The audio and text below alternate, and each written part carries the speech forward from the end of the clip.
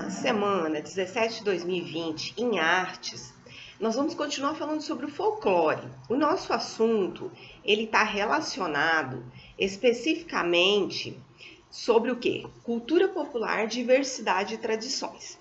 E aí, o livro vai trazer lá na página 98 o Teatro de Mamulengo. O Teatro de Mamulengo, ele tem as várias versões para a palavra mamulengo, né?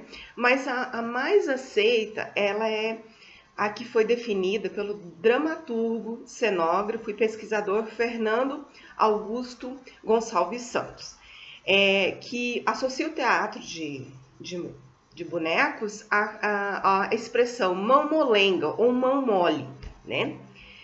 Ele é um dos mais respeitados mamulengueiros do Brasil e ele se orgulha muito de ter mais de 40 anos de prática nesse tipo de arte, né? Ele viaja pelo Brasil inteiro, já viajou para outros países como Estados Unidos, França, Cuba, fazendo esse tipo de apresentação e dando cursos, oficinas, ateliês, né?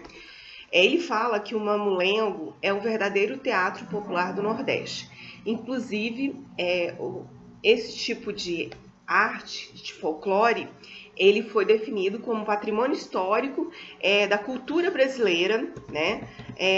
Como sendo algo que faz parte verdadeiramente do folclore brasileiro.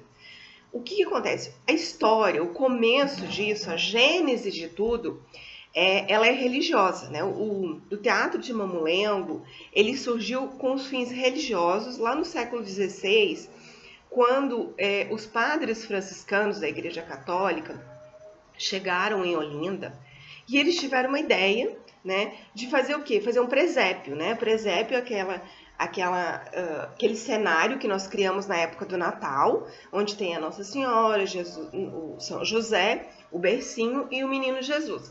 Então eles fizeram esses bonequinhos, né, que eram movidos por fios, que era essa Sagrada Família, onde a Nossa Senhora abria os braços, o José inclinava a cabeça e o Menino Jesus mexia as perninhas.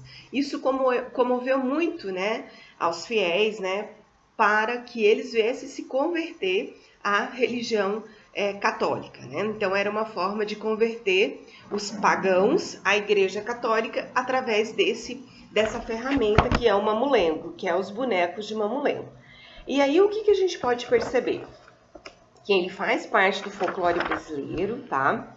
E também ele tem vários temas que são utilizados para fazer esse tipo de teatro. Geralmente são coisas do cotidiano, da rotina das pessoas, né? Eles passam de geração para geração, eles interagem com o público, esses bonecos começam a conversar, a pedir opinião, e aí o público passa a participar. O que aparece é somente o boneco que está sendo manipulado, né, por alguém, com a voz dela, né, mas a pessoa não aparece, né. O público vê somente os bonecos, como eu já falei para vocês, e a população interage, né.